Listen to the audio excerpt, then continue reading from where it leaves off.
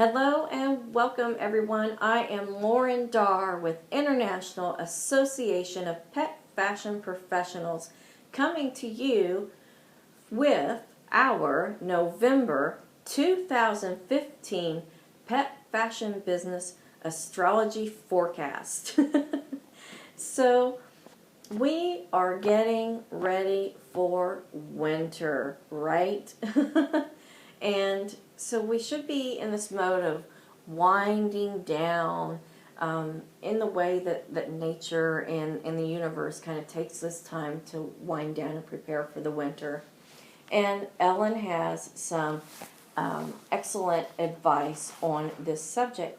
Who's Ellen? I know somebody new is out there watching and they just said, who's Ellen? Well, Ellen Zucker is my co-author on the Pet Fashion Almanac, and you can find this on Amazon.com or in the iBook store. So it's in Kindle, iBook, and printed format. So you can get it in any of those formats on one of those couple behemoth sites where they're available. And even though it's near the end of the year, I still encourage you to go get it. It's a fabulous investment for $10, or it's actually less than that, a little bit less than that. So anyway, go out there and get it. It has the pet holidays in it by date, by week, by month. It has the trade associations and organizations. It has media lists in the pet industry, marketing tips that are basically evergreen marketing tips.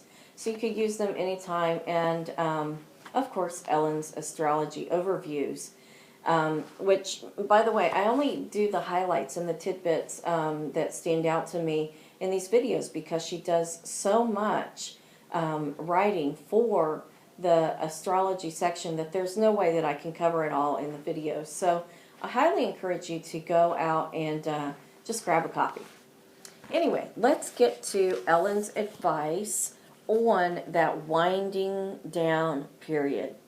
And she says it's an excellent time to sit down with your financial planner to review your financial position while there's still time to take effective action regarding your tax position for the current year. Because everybody knows after the beginning of the year we're going to have to start thinking about filing our taxes. The planetary patterns during the first week of the month are particularly well suited for this kind of activity. The sun is traveling through Scorpio, the sign of wealth, woohoo, resources, and financial obligations with Venus, Mars, and Jupiter.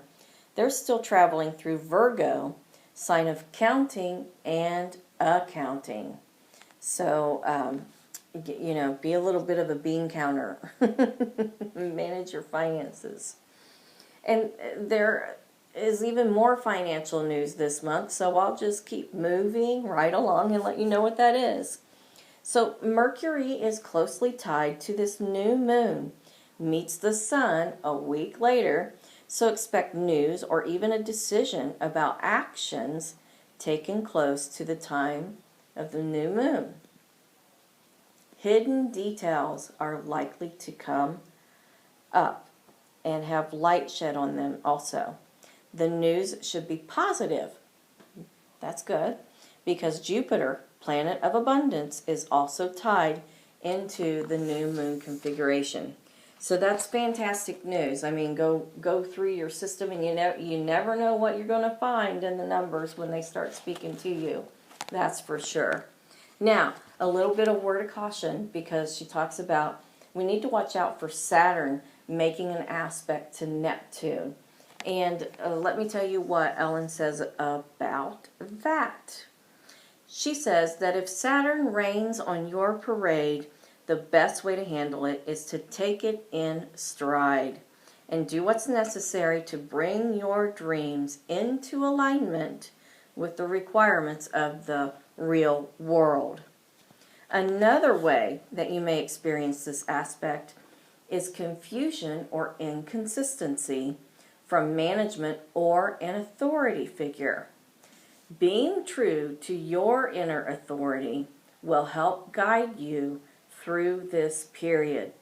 So always constantly listening to your intuition and following that gut instinct. I personally feel that people that are pet people um, tend to have that sixth sense about them, probably a little bit more than I guess non-pet people, just because we see that instinct in our pets and some kind of in some way kind of pick up on the fact that we need to follow that intuition.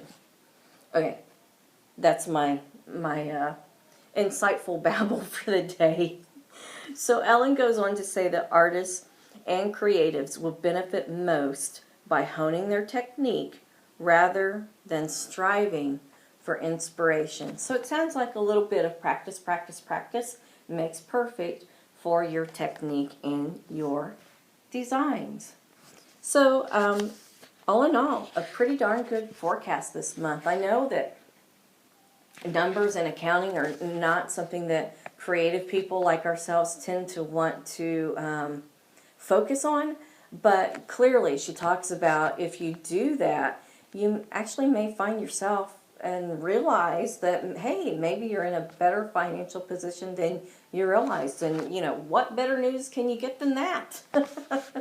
It'll make you feel like you can take that time for yourself to hone your technique. So I hope you do that. You always, always, always should take time for yourself to hone your technique and to just simply take care of yourself as a creative person anyway, in general.